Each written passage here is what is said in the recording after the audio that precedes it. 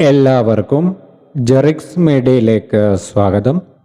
തിരുവനന്തപുരം ജില്ലയിൽ മാത്രം 40-ലധികം പേർ വിവിധ ആശുപത്രികളിൽ ചികിത്സ തേടിയ സാഹചര്യത്തിലാണ് സംസ്ഥാനത്തുടനീളം അതീവ ജാഗ്രത പ്രഖ്യാപിച്ചത്.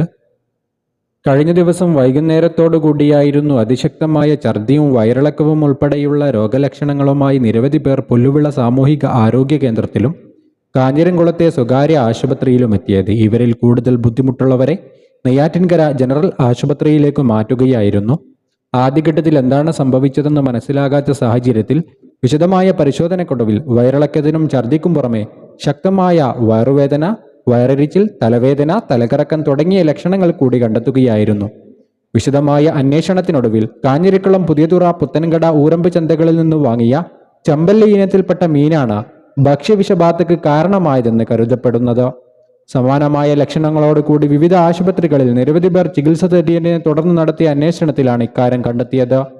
പഴയക്കട, ഊരമ്പ്, ചാമവിള, കുറുവാട് തുടങ്ങിയ പ്രദേശങ്ങളിൽ നിന്നുള്ളവരെയും രോഗം ബാധിച്ചിട്ടുണ്ട്. നെയ്യാറ്റിൻകര ജനറൽ ആശുപത്രിയിൽ മാത്രം 2 ദിവസങ്ങളിലായി 27 പേർ ചികിത്സ തേടി. കാരക്കോണം മെഡിക്കൽ കോളേജ് ആശുപത്രിയിലും നഗരത്തിലെ മെഡിക്കൽ കോളേജ് ആശുപത്രികളിലും ചികിത്സ തേടിയവരുണ്ട്. പുല്ലുവിളക്ക് സമീപം വള്ളം കേന്ദ്രമാക്കി പ്രവർത്തിക്കുന്ന മൊത്തവ്യാപാര കേന്ദ്രത്തിൽ നിന്നാണ് കാഞ്ഞിരംകുളം, പുതിയതുറ, പുത്തൻകട, ഊരമ്പ് ചന്തകളിൽ വിൽപ്പനക്കുള്ള മീനെത്തിച്ചത്. ഇത്തരത്തിലെത്തിച്ച ചെമ്പല്ലി ഇനത്തിൽപ്പെട്ട മീനാണ് ഭക്ഷ്യവിഷബാധയ്ക്ക് കാരണമെന്ന് കരുതുന്നത്. ഈ മാർക്കറ്റിൽ തമിഴ്നാട്, ആന്ധ്രാപ്രദേശ്, ഗോവ, മഹാരാഷ്ട്ര തുടങ്ങിയ ഇതര സംസ്ഥാനങ്ങളിൽ നിന്നും മീൻ എത്തിക്കുന്നുണ്ട്.